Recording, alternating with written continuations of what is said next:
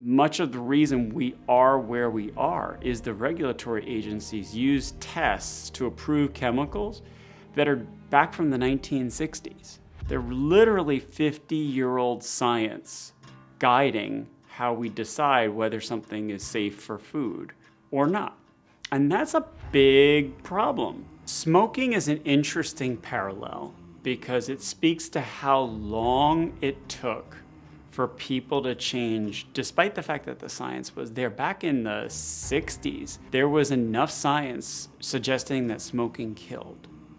Yet it took years and years, and there was lots of manufactured doubt, lots of effects to minimize the science, to vilify researchers that were doing the right thing. We saw the same thing with lead. It took 100 years. And it takes scientists figuring out what the health problems are after the fact and catching up, and then bringing that data independently to the Food and Drug Administration and saying, no, there's a problem here. And then there's a debate about it. It's not one and done. You have to overcome the previous designation. And the evidence required for generally recognized as safe is just the assertion by the individual that signs off that this is generally recognized as safe. There's no minimum evidence that's required for safety.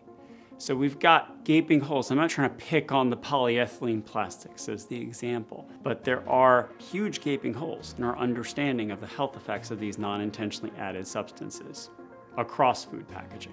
And that's where in 2009, the Endocrine Society, a society of 17,000 endocrinologists and scientists worldwide, put this issue on the scientific map, saying that this is a serious problem. Now that was based on animal studies, cell studies, wasn't based on human studies as much.